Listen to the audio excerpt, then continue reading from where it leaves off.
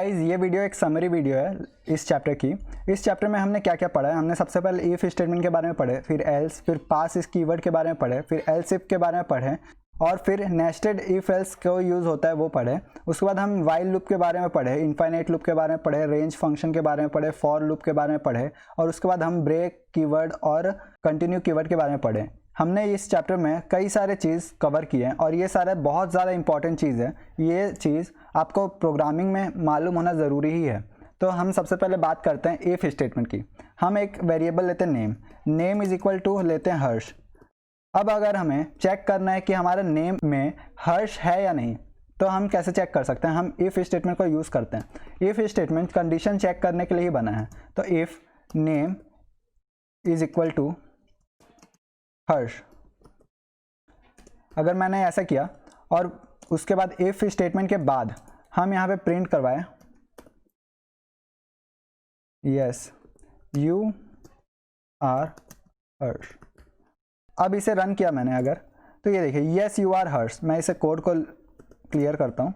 अब मैं इसे रन करता हूँ, यस यू आर हर्ष, ये आंसर आ रहा है। अगर यहाँ पे हर्ष की जगह स्मॉल एच की जगह कैपिटल एच रहता, अब मैं इसे रन किया तो इसके लिए मैंने कोई भी कंडीशन नहीं दिया, इसलिए कुछ भी प्रिंट नहीं हो रहा है। लेकिन इसे मैं एल्स ब्लॉक में प्रिंट कर सकता हूँ। मैंने यहाँ पे एल्स के बाद यहाँ पे लगाया प्रिंट यू आर नॉट हर्ष।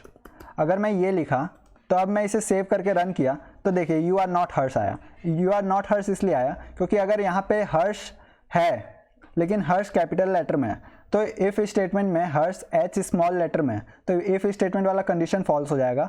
तो फिर कंडीशन फॉल्स होने के बाद यहाँ पे एल्स ब्लॉक चलेगी और एल्स ब्लॉक में हमारा लिखा हुआ है प्रिंट यू आर नॉट हर्ष, तो हमारे ये प्रिंट हो जाएगा। मैं इसे कमेंट आउट करता हूँ। अब हम बात करते हैं पास स्टेटमेंट के बारे में। पास स्टेटमेंट क्या होता है? अगर मुझे यहाँ पे लिखना है एल्स में, एल्स वाले पार्ट में मुझे लिखना है कुछ भी नहीं, तो हम लिखेंगे पास। पास क्यों लिखेंगे? अगर हमें एल्स वाले ब्लॉक में कुछ भी नहीं लिखना तो हम लिखेंगे यहाँ पास। पास का मतलब ये होता है कि हम कुछ भी नहीं लिखना चाहते। अगर मैं बिना कुछ लिखे एल्स ब्लॉक को लिख दूँ तो हमारे पास एरर आएगी। हमने एक्सरसाइज वीडियो में देखा है। और अब हम यहाँ पे लिखें पास तो हमारे पास कोई भी एरर नहीं आएगी। हम यहाँ पे सेव करके रन करते हैं, ये देखिए हमारे पास कोई एरर नहीं आई, लेकिन कुछ प्रिंट भी नहीं हुआ। प्रिंट क्यों नहीं हुआ? क्योंकि हम यहाँ पे पास लिखे हैं। अब हम बात करते हैं एलिफ स्टेटमेंट के बारे में। एलिफ स्टेटमेंट क्या होता है? अगर हमें मल्टीपल कंडीशन चेक करनी है, अगर हमें यहाँ पे हर्ष लिखा हुआ है, पहले बार में हर्ष लिखा हुआ है एच स्मॉल में, तो ये वाला कंडीशन हमें एच स्मॉल में चेक करेगा। अगर हमें दूसरी कंडीशन चेक करनी है कि हर्ष कैपिटल में हो, तो इसके लिए हम लिखते हैं elif name is equal to H A R S H. अगर ये कंडीशन सही हुआ तो प्रिंट करवाना है प्रिंट यू आर हर्ष, ये प्रिंट करवाना है। तो अब हमारे पास प्रिंट हो जाएगा। लेकिन एलिफ स्टेटमेंट के बाद एल्स स्टेटमेंट रहना ज़रूरी है, तो मैं एल्स में लिखता हूँ पास। तो अब मैं इसे सेव करके रन करता हूँ तो ये देखिए यू आर हर्ष आ गया। अब हमारा सेकंड वाला एलिफ स्टेटमेंट वर्क किया है। तो अब हम इफ़ एल्स पास एलिफ ये सारे चीज़ पढ़ चुके हैं। तो अब हम बात करते हैं नेस्टेड इफ एल्स की। इफ एल्स कंडीशन के अंदर हम कई सारे इफ एल्स और कंडीशन लगा सकते हैं। जैसे इफ के अंदर इफ नेम, मतलब इसका मतलब क्या हुआ? अगर नेम नाम का वेरिएबल है और उसमें कुछ ना कुछ असाइन है तो हमारे ये वाला कंडीशन ट्रू होगी। तो अब अगर हमारा ट्रू हुई तो हम यहाँ पे और भी कोई कंडीशन लगा सकते हैं। If name is equal to Harsh print you are Harsh, आप ऐसे कर सकते हैं। तो मैं ये वाला कोड को कमेंट करता हूँ और अब ये वाला कोड में देखते हैं। और फिर यहाँ पे मैंने एल्स ब्लॉक भी लगा सकता हूँ, एल्स पास। तो ये कोड भी एकदम परफेक्ट है।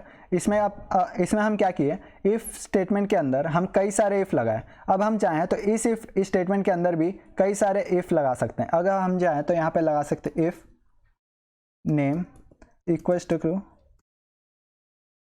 H A R S H, हम कुछ भी लगा सकते हैं। ये तो कोई नॉनसेंस सी कोड है, लेकिन हम चाहें तो कुछ भी कोड यहाँ पे यूज़ कर सकते हैं। इफ़ के अंदर कई सारे इफ़ और एल्स के अंदर कई सारे इफ़ एल्स, कोई सा भी ब्लॉक हम यूज़ कर सकते हैं। अब हम बात करते हैं वाइल लूप के बारे में। वाइल लूप हमारा एक कंडीशन चेक करने वाला लूप है कि हमारा कंडीशन जब तक वो ट्रू रहेगा तब तक वो वाइल लूप चलते ही रहेगा। तो वाइल लूप का सिंटेक्स क्या है, वाइल के बाद हमें यहाँ पे एक कंडीशन देनी पड़ती है। अगर हम चाहें तो यहाँ पे लिखते हैं ट्रू लिखने के बाद हम यहाँ पे लिखते हैं प्रिंट हर्ष जैन। मैं अपना नाम प्रिंट करवा ले रहा हूँ और मैं यहाँ पे लिखता हूँ ब्रेक लिखने से क्या होगा, हमारा ये वाला ब्रेक स्टेटमेंट से क्या होगा कि ब्रेक स्टेटमेंट के बाद हमारा ये वाला लूप ख़त्म हो जाता है। तो अभी मैं इसे रन करता हूँ तो हमारे पास एक ही बार हर्ष जैन लिखा हुआ आया है। तो ये था हमारा वाइल स्टेटमेंट, वाइल लूप। अब हम बात करते हैं इनफाइनाइट लूप की। इनफाइनाइट लूप क्या होता है, अगर हम यहाँ पे लिखे वाइल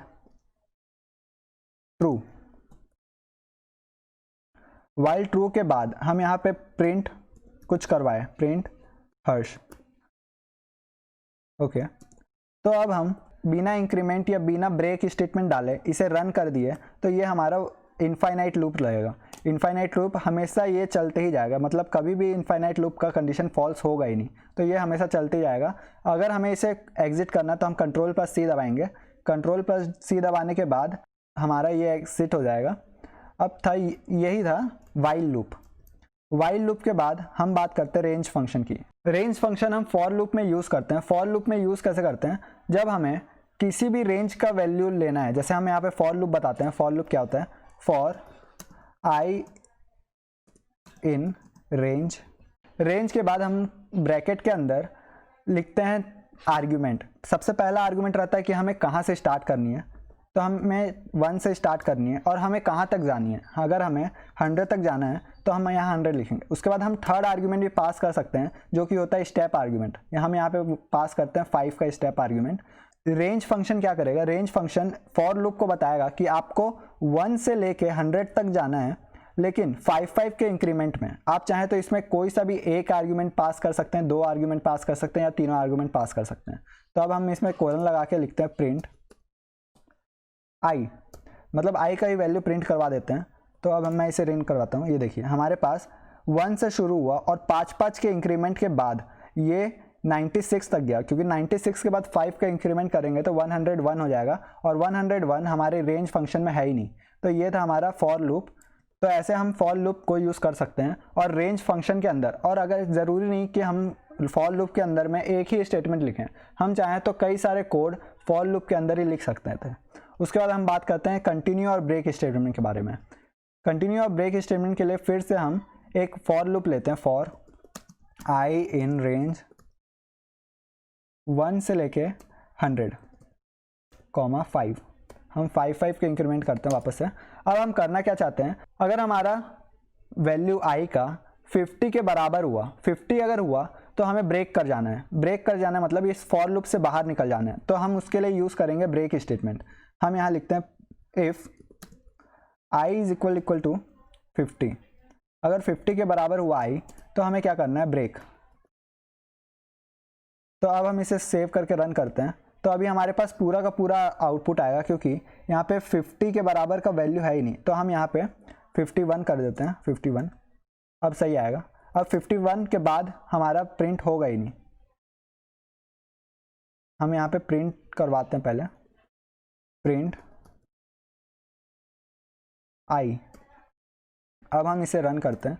ये देखिए हमारे पास 1, 6 ऐसे करके 5 से इंक्रीमेंट होके वैल्यू आए हैं, लेकिन 56 के बाद कोई वैल्यू आया ही नहीं, क्योंकि 56 के बाद 51 वैल्यू आता है। 51 वैल्यू में हम बोल दिए ब्रेक मतलब कि ये वाइल लूप टूट जाए और हमारा कंपाइलर यहाँ पे आ जाए वाइल लूप के बाहर।